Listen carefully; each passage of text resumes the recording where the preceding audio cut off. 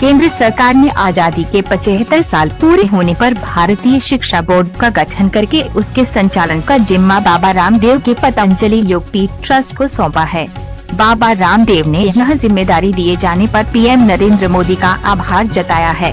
स्वामी रामदेव ने कहा कि जब पूरा देश आजादी का अमृत महोत्सव मना रहा है, ऐसे में केंद्र की मोदी सरकार ने आज भारतीय शिक्षा बोर्ड का गठन करके एक और ऐतिहासिक कार्य किया है। बता दें कि शिक्षा का स्वदेशीकरण करने के लिए सीबीएसई की तर्ज पर एक राष्ट्रीय स्कूल बोर्ड स्थापित करने का विचार सबसे पहले स्वामी रामदेव ने ही सामने रखा था। वर्ष 2015 में उन्होंने अपने हरिद्वार स्थित वैदिक शिक्षा अनुसंधान संस्थान के जरिए एक नया स्कूली शिक्षा बोर्ड शुरू करने का विचार प्रस्तुत किया। इस स्कूली शिक्षा बोर्ड में महर्षि दयानंद की पुरातन शिक्षा और आधुनिक शिक्षा का मिश्रण करके भारतीय शिक्षा बोर्ड की स्थापना की जानी थी। हालांकि शिक्षा मंत्रालय ने वर्ष 2016 में ये प्रस्ताव खारिज कर दिया था।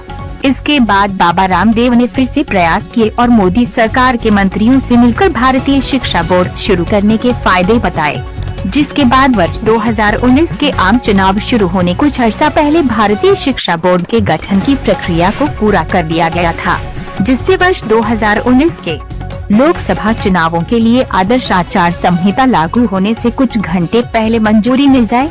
वहीं शिक्षा मंत्रालय के तहत आने वाले स्वायत्त संगठन उज्जैन स्थित महर्षि संदीपनी राष्ट्रीय वेद विद्या प्रतिष्ठान ने इस प्रक्रिया पर आपत्ति जताई थी। दरअसल MSRVPP अपना खुद भारतीय शिक्षा बोर्ड शुरू करना चाह रहा था, लेकिन सरकार ने उसकी आपत्तियों को खारिज कर दिया। DSP देश का पहला राष्ट्रीय स्कूल बोर्ड माना जाएगा और उसे सिलेबस तैयार करने, स्कूलों को संबद्ध करने, परीक्षा आयोजित करने और प्रमाण पत्र जारी करके भारतीय पारंपरिक ज्ञान का मानकीकरण करने का अधिकार होगा। वह आधुनिक शिक्षा के साथ इसे मिश्रित करके भारतीय परंपरा के अनुसार पढ़ाई करवाएगा। मैकाले के पाप धोने का समय आ गया। इस उपलब्धि पर स्वामी रामदेव ने कहा कि 1835 में मैकाले जो पाप करके गया था उसको साफ करने का कार्य पतंजलि भारतीय शिक्षा बोर्ड के माध्यम से करने जा रहा है। अब भारत के बच्चों का मानस भारतीयता के अनुसार तैयार किया जाएगा।